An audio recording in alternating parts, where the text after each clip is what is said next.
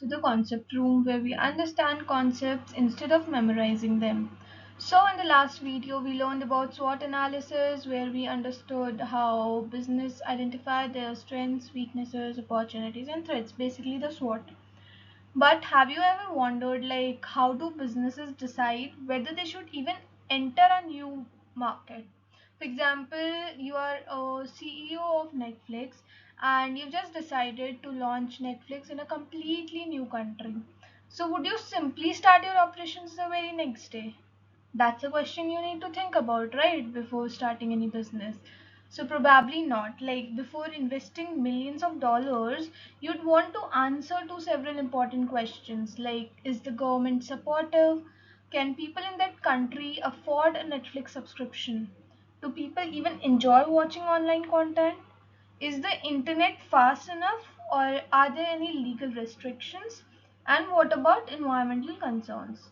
So these questions don't focus on Netflix, like anywhere. Like I have told you, like 6 questions. So they are not focusing on Netflix. They are focusing on government. They are focusing on the people if they could afford it.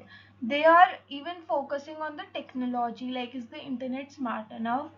Are there any legal restrictions, the legalities of that country, environmental concerns? So basically, they are looking towards all of these 6 factors, and that's exactly where, like, what pestle analysis helps us understand. So let's understand it with the business story. Would Netflix launch everywhere or anywhere? Let's think about this for a moment. Suppose Netflix plans to expand into a new country and they already have an amazing content, a strong brand, advanced technologies, millions of subscribers worldwide, yet the expansion could still fail. Why? Because success doesn't depend only on the company, it also depends on the environment outside the company, that are the external factors. In the SWOT analysis, also we've learned about the internal and the external factors. Here also we'll be understanding about the external environment, because success does not depend only on the company, not only on the brand of the company, but it also depends on the environment that is outside the company. Maybe the government can block certain movies, maybe internet access is poor, maybe people prefer watching televisions instead of streaming services, maybe the country's economy is weak and people cannot afford monthly subscriptions. Every one of these factors can influence the success, and businesses cannot control them, they must understand them. That's why managers perform pestle analysis before making the strategic decisions, right? So moving ahead, now we'll try to understand that why is pestle needed? Why do businesses need pestle? So can you think of like buying a house and you just don't look at the house itself. You also check the neighborhood. Is the area safe? Are there schools nearby?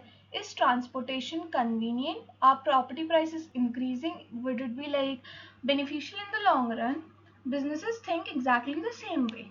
They do not just analyze themselves. That's the basic concept, right? They are considering all the external environments. So they analyze everything happening around them. That's where pestle becomes useful. It helps the businesses identify opportunities, avoid risk, and make better strategic decisions. So basically, there is an idea, like the business think about an idea, then following that they think about the investments they are going to make. They do market research, like what all the things they are, like what all in factors they would be considering. Then the pestle analysis done. I'll be helping you understand pestle analysis in detail in the next slide. Then only they launch the company or launch the business. So businesses do not succeed by chance, they plan it entirely. Now moving ahead, we'll be understanding what exactly does PESTLE stand for. So this is the external environment. The first is P stands for political, E stands for economic, S stands for social, T stands for technological, L stands for legal, and finally E stands for environmental. So every one of these factors comes from outside the business. They are not internal to business. Political is something which politics of that country is influencing. Economic factors are the ones where the people's affordability, like people's income, is deciding. Social are the people's ideologies. Technological advancements the country has made. Legal, the legal structure of that country, and the environmental laws, etc., which they do have. So let's understand each of these in detail. First factor is the political factor. So political factor includes government policies, taxation, political stability, trade politics, and international relations. So imagine Netflix wants to launch in a country where the government has strict censorship laws. So some movies or TV shows may not be allowed over there. Netflix would have to remove or modify its content, and then only they'll be able to launch that show in that particular country. So this is how government policies are like governing what all content is to be shown by the platform, that is Netflix. Similarly, if import duties increases, automobile companies may have to increase the vehicle prices. So that's like the basic idea that political decisions directly influence the business operations, and sometimes political factors and legal factors do overlap each other. So they could be used not interchangeably, but they could be understood together as well. So government shape the business environment in the political factors. Second is the economic factors. So these include inflation, unemployment, interest rates, exchange rates, and people's purchasing power. So let's take an example of Starbucks. During periods of high inflation, prices of coffee beans, milk, electricity, and rent all increases. So at the same time, customers, what they do, they cut down their spending. So instead of buying a premium coffee every day, they may choose cheaper alternatives. That's how economic conditions affect a business. Let me help you understand it with a basic example. Like for example, when you are deciding what like you are thinking of starting a business and you want to decide the price of it, you would be considering the purchasing power of the target market that you are focusing upon, right? Otherwise, if you would be launching your product at a much higher rate, people would not be able to afford it, and that's not certainly beneficial for your business. So that's why economic factors are also taken care of. Then we have social factors. So businesses exist to serve people. That's why understanding society is extremely important. Social factors include lifestyle, culture, education, population, and consumer preferences. For example, many people today are becoming health conscious. As a result, restaurants, companies are offering sugar-free drinks, oat milk, vegan meals, and healthier options. So companies basically didn't create this change. Society changed and the businesses adapted. So that's the takeaway. Like when society changes, successful business changes their models as well.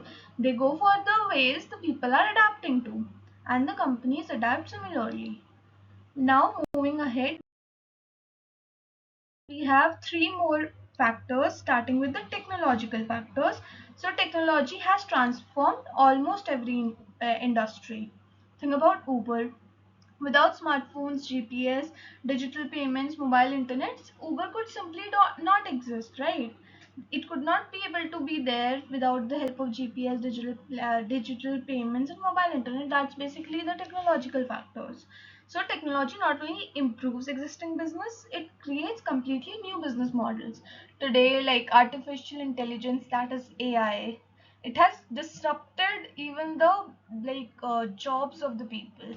Automation and cloud computing, they are changing industries across the world. So like taking out the job opportunities is one thing, that's a downside, but there are certain enhancements that the AI has helped us with. We could work efficiently, we could study efficiently, and things could be done more efficiently. So that's how technological factors comes into the role, and businesses that fail to adopt technology often struggle to survive. And for the first part, which I said, that people's job are like people are being laid off.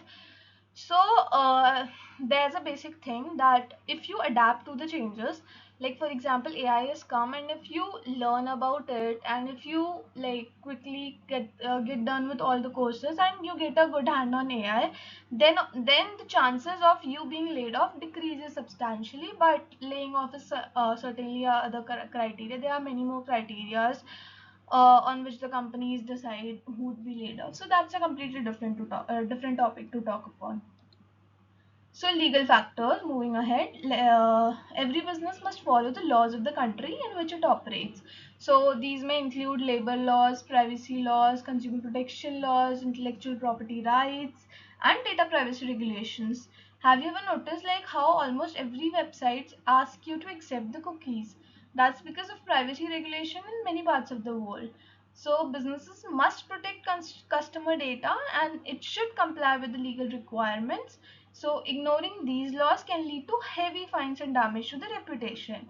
So this is the essentiality. It's not like optional thing. It's very essential for the companies to follow all the laws and all the legal structures that the country is following, right? Next and last we have environmental factors. So climate change, pollution, waste management, renewable energy, and sustainability all influence business today. Sustainability is something which is majorly impacting businesses, and many companies have startups have started which are focusing corely on sustainability only.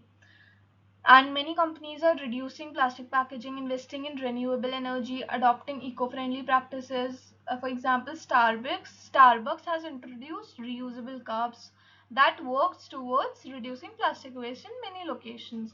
So customers increasingly prefer businesses that care about the environment, and protecting the environment is no longer just a social responsibility, it's a business strategy today. And also it's the need of the hour, like everybody could understand that.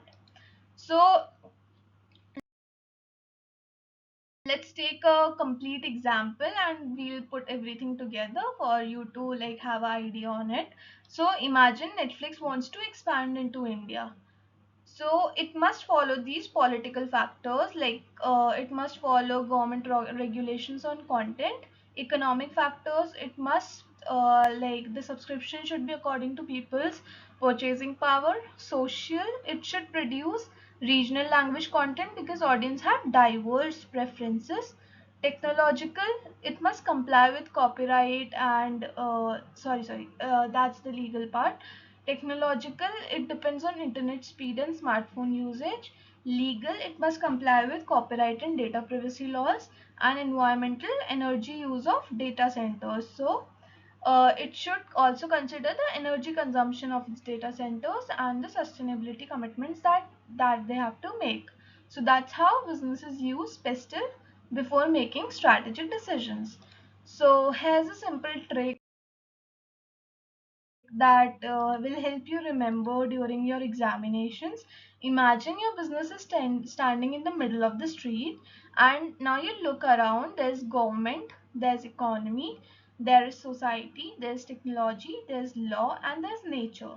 So everything surrounding your business is PESTLE. That's why PESTLE is called an in external environment analysis tool. So political factors are influenced by the government decisions, economic factors by the money and the economy, social factors by people's lifestyle and preferences, technological factors by innovation and digital change, legal factors by laws and regulations, environmental, sustainability, and nature. So PESTLE doesn't analyze the business, it analyzes the environment that is around the business. Okay, so congratulations.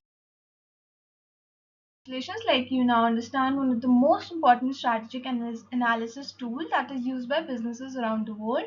So if this video helped you understand PESTLE analysis, consider subscribing to the concept room. In the next video, we'll explore Porter's 5 forces and understand how businesses analyze competition within an industry. This was for the external environment. Porter's 5 forces would be for within the industry.